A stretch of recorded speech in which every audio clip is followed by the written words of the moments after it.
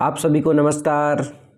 चलिए आज हम देखेंगे सर्वनाम की परिभाषा, भेद, उदाहरण एवं 15 छत्तीसगढ़ की विभिन्न प्रतियोगी परीक्षाओं में बीते समय में आने वाले महत्वपूर्ण प्रश्नों का अध्ययन करेंगे, जो कि आगामी परीक्षाओं की दृष्टि से बहुत ही महत्वपूर्ण है।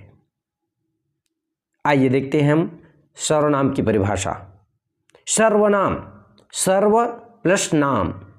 यहाँ पर सर्व का अर्थ सभी, अर्थात ऐसे शब्द जो सभी नामों के लिए प्रयुक्त हो सकते हैं, सर्वनाम कहलाते हैं। सामान्यतः संज्ञा के स्थान पर प्रयुक्त होने वाले शब्द को सर्वनाम कहते हैं। जैसे मुझे या वह 8वीं में पढ़ता है। सर्वनाम के 6 प्रकार होते हैं: पुरुषवाचक सर्वनाम, निजवाचक सर्वनाम, अनिश्चयवाचक सर्वनाम, संबंधवाचक सर्वनाम, प्रश्नवाचक सर्वनाम और निजवाचक सर्वनाम। हम देखते हैं, पहला है पुरुषवाचक सर्वनाम।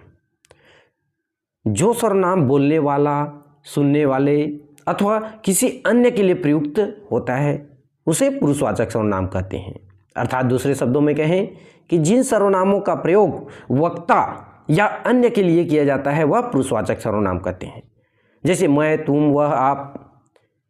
ठीक है। प्रथम पुरुष, मध्यम पुरुष और अन्य पुरुष, 3 प्रकार के पुरुष होते हैं। प्रथम पुरुष के अंतर्गत मैं, मेरा, मेरी, मुझे, मुझमें, मैंने, है ना, ये शब्दों का प्रयोग करते हैं। वैसे ही मध्यम पुरुष सर्वनाम क्या है कि संवाद के समय जिन शब्दों का प्रयोग श्रोता या सुनने वालों के लिए किया जाता है वो मध्यम पुरुष सर्वनाम कहते हैं। जैसे एक वचन के रूप में तू, तेरी, तेरे, तुझे, तूने, तुमने, तुमको। बहुवचन के रूप में हम कर सकते हैं तुम, तुम्हारा, तुम्हारी, तुम्हें। ठीक है। इसके बाद आता है तीसरा अन्य पुरुष सर्वनाम। ये संवाद के समय जिसके बारे में बातचीत की जा रही है, जिसके बारे में बताया जा रहा है ना, उन सर्वनामों को अन्य पुरुष सर्वनाम कहते हैं। जैसे यह, इसका, इसकी, इसे। एक वचन दूर के लिए वह, उसका, उसकी, उसे। बहुवचन के रूप में हम कर सकते हैं, देख सकते हैं कि ये, इनका, इनकी, इनके, इन्हें, इनसे, उन्हें। और अन्य शब्द में आप, आपका, आपकी, है ना। फिर दूसरा सर्वनाम है निश्चयवाचक सर्वनाम। जो सर्वनाम निकट या दूर की किसी वस्तु की ओर संकेत करे उन्हें निश्चयवाचक सर्वनाम कहते हैं।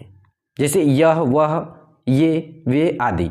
यह पतंग है, यह मेरा घर है, यह मेरी किताब है, वह घूमने गए। ठीक। फिर तीसरा आता है अनिश्चयवाचक सर्वनाम। जिन सर्वनामों से किसी अनिश्चित व्यक्ति का बोध होता है वो अनिश्चयवाचक सर्वनाम कहते हैं। जैसे कोई, किसी, कुछ। मतलब इसमें निश्चित नहीं होता, फिक्स पता नहीं चलता। जैसे कोई आ रही है, वे लोग जा रहे हैं। फिर चौथा आता है संबंधवाचक सर्वनाम।